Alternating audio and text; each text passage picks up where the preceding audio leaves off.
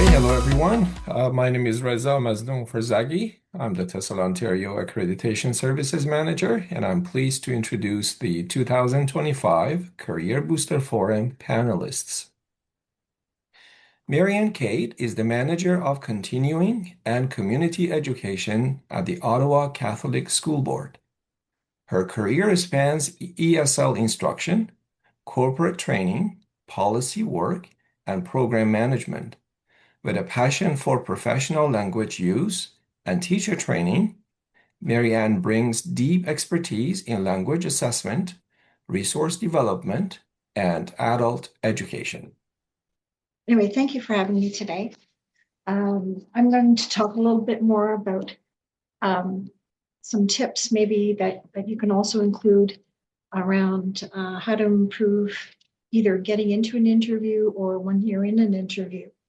Certainly, it's not one size fits all. We know that every time a job is posted, it's always different. And certainly every employer has their own ideas of what they're looking for, but hopefully some of this is helpful today. I think it's really important to remember that every job posting is a job competition. And so it's like a race, and usually there can only be one person chosen for that job. You know, I think as an interviewer, many times it's really difficult for myself or the panel. Usually I interview in panels, but certainly for panels to decide, you know, how do we choose the best candidate based on what we see at that interview? And in some cases, you know, if we know the teachers beforehand because they're teaching with us in other contexts, you know, how do you make sure you're getting that best choice? But again, we can only base it on what we see at an interview often. So it's never an easy job, and often, you know, if you're actually the interviewee, you know, hopefully you're the one that gets the job offer. It may not always be the case, but certainly it doesn't mean you shouldn't stop trying. So hopefully today we can talk about a few things related to that.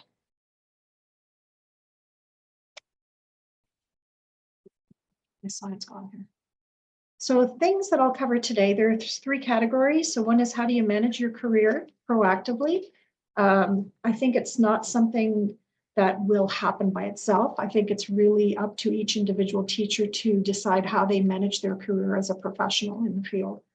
And depending on, you know, what stage of life you're in, what kinds of backgrounds you have, what kind of skill sets you have, and certainly Peggy's presentation covered a wide variety of options and skills and areas that people can explore. But also just over the course of your career, as your roles may change, how do you continue to stay fresh and current in the field? We'll also talk a little bit about job application tips, things that I like to see or don't like to see, and then certainly some interview tips. In terms of managing your careers, I really do think it's really an investment in yourself. When you know, many people have made the choice to go into a TESOL certificate, for example, or another program in applied linguistics with the idea that this is the career area they want to work in. Every teacher has an interesting journey in terms of how they get to become an ESL teacher. And I'm always curious about how people get into the field and, you know, was it intentional? Was it by accident? You know, was it because they lived abroad? You know, all those different ways that people get into our sector. But certainly I think it's really important to make sure that you're always open to new experiences, new tools or resources that are out there, and new people. Certainly you want to build your reputation in the field. You know, lifelong learning. We don't stop learning once you get the certificate or once you get the job. You know, I really expect, you know, staff that work with me to continue. You know, we provide them with lots of access to professional development and PD days. So I really encourage them to embrace that and look at these as truly opportunities for improving their skill sets and toolboxes. And certainly part of their self-improvement overall. How do you get more experience? I know sometimes that comes up as a question from people, especially if you're new in the field. You know, lots of ways to volunteer in different organizations. I know most people are looking for something that's paid, but again, you can get really, really good experience by volunteering. So whether that's volunteering and leading conversation groups at a school or at a community organization or a settlement agency, that's a great opportunity, way to practice some of the skills you may have learned in your TESOL course. Certainly by participating and doing workshops and things, or going to the TESOL affiliate meetings when they're running, or if they have an event. I think that's also really, really a good way to get to know people in your community in the sector, as well as get yourself known. Volunteer to become the newsletter editor, or help organize the refreshments or whatever it is that's happening at that affiliate meeting. Going to PD, I think, whether it's before you get into a job or when you're actually in a job and you're fortunate enough to have either in-service or options to go to things like the TESOL Ontario Conference, don't wait to just be paid to go to something.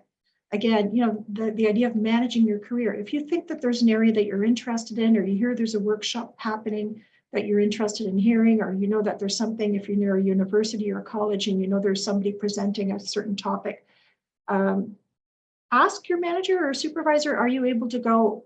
And if not, maybe it's something you go on your own. Like years ago, not everybody got paid to go to TESOL Ontario, if you were working. So again, you make your decisions what you're capable of handling, but let's certainly don't not consider participating because you may not be working full time or anything like that. Often there's opportunities in our area to also work on pilot projects. I know CCLB, I know Achieve, at different times they'll have different programs or projects happening. Sometimes they're looking for volunteers, or sometimes they're looking for people to pilot new resources and give feedback. Again, that's another way to be involved in the field and learn a little bit, and also maybe, develop some expertise in certain areas. And try teaching at different organizations. I think often it's hard to find a full-time job in ESL. So, many of us have, and I've done it too, like where you work at 2 or 3 different organizations at the same time. Not ideal, but again, you will learn something different from every organization that you work with, and hopefully things that will help inform you and enrich your portfolio.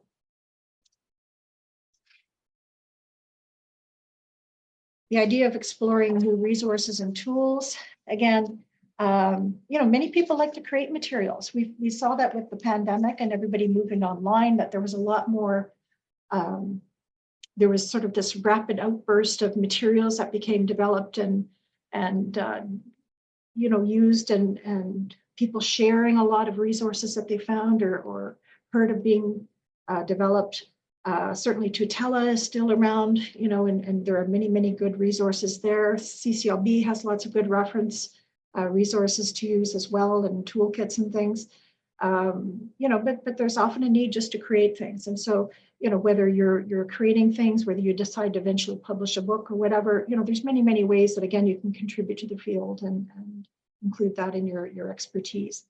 Don't be afraid to try new tools. Again, with all the AI stuff, don't be afraid to try some of the new things that are out there. Again, nobody's an expert when they start out, but again, by playing with software, you'll learn things, right? And you'll learn what works, what may not work. You'll find out, even if you look at something once every 6 months, you'll find out with all the AI stuff, we're seeing lots of rapid change in terms of what the capabilities are.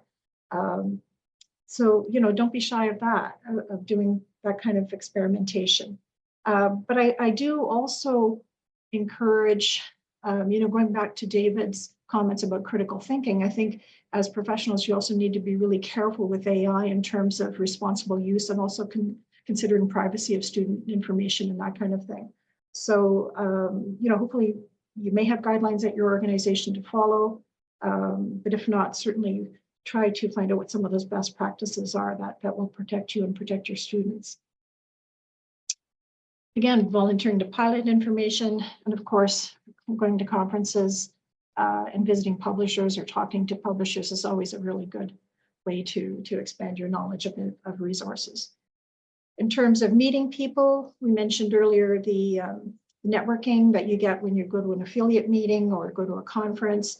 There may be other opportunities in your community, whether it's a literacy group meeting or whether it's some other kind of group that meets again, many people use social media now as part of their networking. I think it's really important to be really careful what you post, because what we do know is that what you post now will be there probably 10 years from now if somebody looks deep enough. So again, be very responsible in terms of how you represent yourself as a professional. Again, as an employer, I shouldn't find out after you're working for me that there's things that are inappropriate on your social media. So again, be careful with that. That would be my best piece of advice. And certainly, again, keeping in mind that bit about responsibility. Yeah, and participate where you can in professional events with other TESOL and ESL professionals. I think is always something that will help. Moving into job descriptions or job applications, certainly things that I look for would be if there's a job posting that has clear instructions about how to apply to the job, follow that. Don't do something different. Don't forget to include things. Be very clear in your application. Be very concise. Again, we have limited time. The last posting that we had out, I got over 150 applications for. So when I'm sitting there and I have to read through usually a cover letter and several pages of a CV, I would recommend brevity is often the best. Because you can always bring additional information or email additional information if the employer is interested. Keep it relevant to the job posting. I don't want to hear well, I'm always interested in hearing what other work people have done, because again, it may tie into some of the specialty skills training we might be doing. I don't want to read a lot or see a lot of information that's not really telling me why you're a good candidate to be a teacher for me. Or if I'm asking for somebody, if it's a literacy job that's posted, again, I want to see where you've maybe got some background or experience working with literacy, or something that transfers into that kind of a role. Make sure that you have a cover letter. I would say 1 page max, and no spelling mistakes. I don't know how many times we get applications that I just don't consider because they've got typing mistakes or spelling mistakes in them. So whether they've got my name spelled wrong, or often it's not usually directly in me, it goes through our HR, whether they've got a mistake in the job title, they spelled instructor wrong or whatever. Often that's not going to set a good impression in terms of what we look at when we're looking at your letter. The CV, again, I would say no more than 3 pages. 2 pages is probably ideal. Again, I think people should have different CVs for different roles. Again, if you're applying for an academic role at a university, I think then, yeah, you may want the bigger CV that has, all the different conference presentations and research work you've done. If you've got publications, that should all be listed, that kind of thing. But certainly for just a teaching job at a publicly funded program, that's a nice to have, but I don't necessarily need that for the role. So for me, a 2-page CV is usually pretty good. And so you might pick and choose which CV you use when you're applying to different jobs, just like you would have a different letter that's customized to each job. I'm certainly in my program restricted to hiring people who have an OCELT designation. So, well, I know there's many other ways that people have applied in linguistics backgrounds and degrees and certificates of other kinds from around the world. If you want to be considered for a permanent position in our organization, you need to have your OCELT. So I'll stop there. I often, for a casualist, will hire people who don't, with the understanding that they're hopefully going to work towards getting their OCELT. But again, I know in terms of my organization, I cannot hire you for something more permanent if you don't have the paper. So we currently, really encourage people to either look at the PLAR system if they've got lots of experience and credentials from other places. But again, this is something that's connected to our funding. And certainly that any questions that were asked on the CV that you've responded to them in your letter accurately. Things I don't want to see, again, no cover letter. I find with things like Indeed right now, like a lot of times we'll get an application for a job, but there's no letter telling me this, trying to connect those dots for me about what's in your resume that makes you a good applicant for that job. Again, a lengthiness. I don't want to see a 20-page CV. I don't want to see a 10-page letter. Don't send me every certificate you've ever received. You know, again, that can be provided later to HR, but for me, I don't need that at this point. You know, missing information. You know, I want you to be specific, but not to the point that it's, you know, you're writing a book. And certainly, you know, that OSALT, I'm always looking for the OSALT.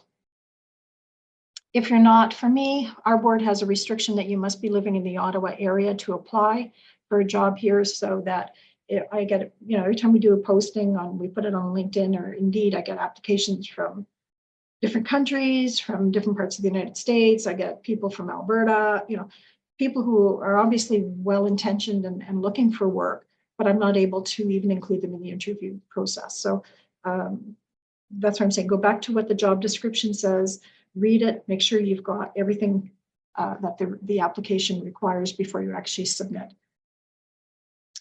In terms of interviews, I would say be on time. If you're going to be a little bit late, please call ahead or arrange for somebody at the organization to know, and they can let the interview team know that you're going to be a little bit late. You know, people get stuck in traffic, people get flat tires, you know, people have kids, you know, different things happen.